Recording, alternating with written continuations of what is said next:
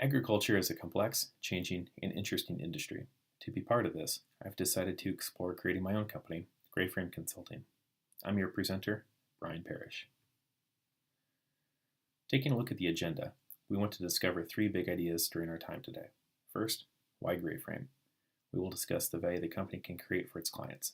Secondly, we will look at the services to be offered, which are the vehicles to deliver this value. Lastly, we will look at the action plan, a roadmap and strategy that can take Greyframe from inception to mature company. With that, let's discuss why Greyframe.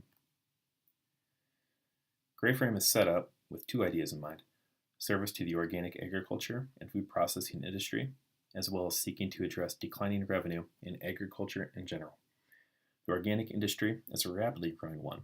In 2014 and 2015, it saw 12% year-on-year growth, which has come on the heels of 300% growth between 2002, when the USDA started tracking such numbers, in 2014.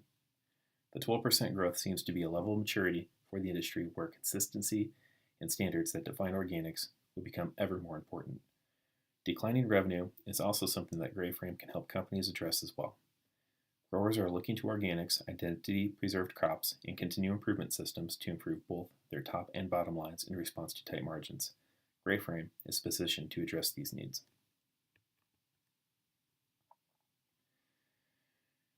This can be distilled into two clear goals.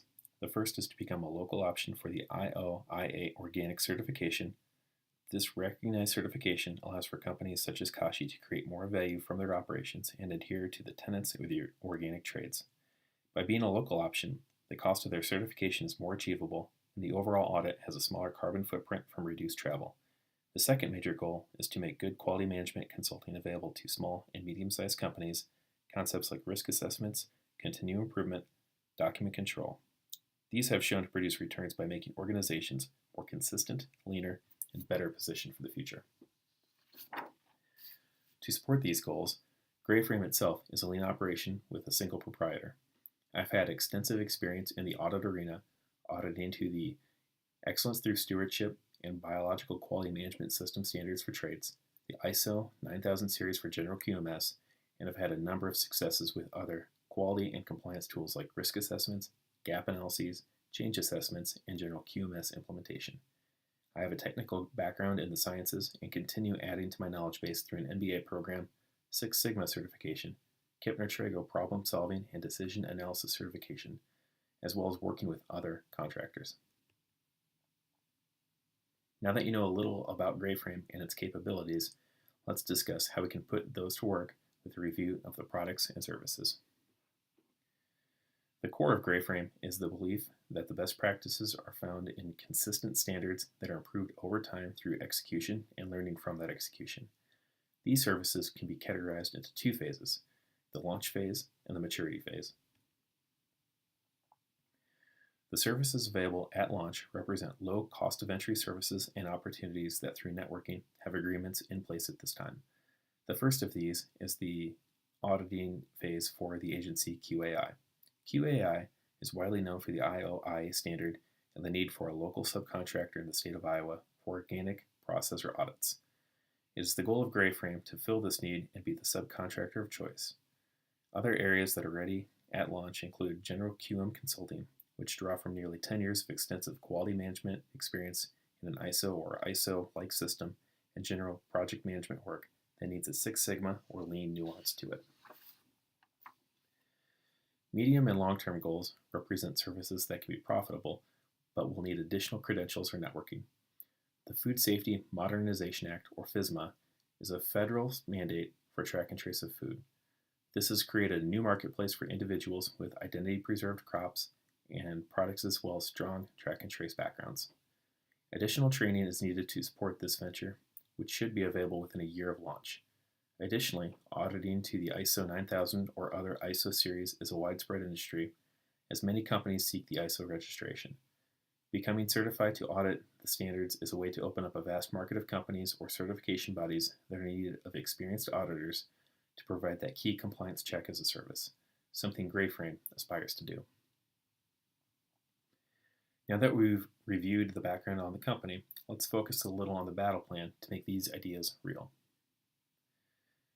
I've added this quote here to reflect my experience in creating this idea and what I've learned along the way. It's really true that in order to create something like Grayframe, you must go after it. Along with creating the business plan, there's been countless hours researching, years of practice and learning, as well as networking and bouncing ideas off a number of trusted advisors already in the industry. Marketing is a key part of sharing the company story. Focusing on the launch phase of the company, leaning on existing partnerships with QAI and a trusted advisor, Darrow Consulting, will be key in creating new business. Secondly, using LinkedIn to socialize the Grayframe story, as well as other social media platforms like Twitter, which have an active science and agriculture dialogue, will be key. Also, joining organizations that can raise Grayframe's profile will be important too. Organizations like the Iowa Quality Center to support the quality management aspects of the business. Financing Grayframe is designed around a bootstrap mentality. Using as many credentials that already exist is key.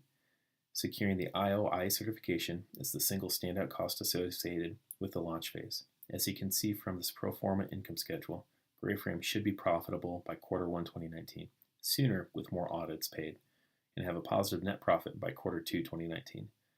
Funding will be done solely through cash infusions from ownership.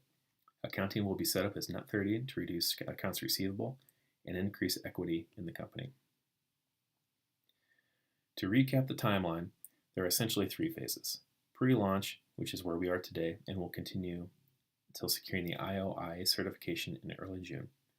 Launch will coincide with this time. And maturity, which will be when the portfolio of services expands and the business with non-IOIA audits expands as well. We've reviewed a lot of information today.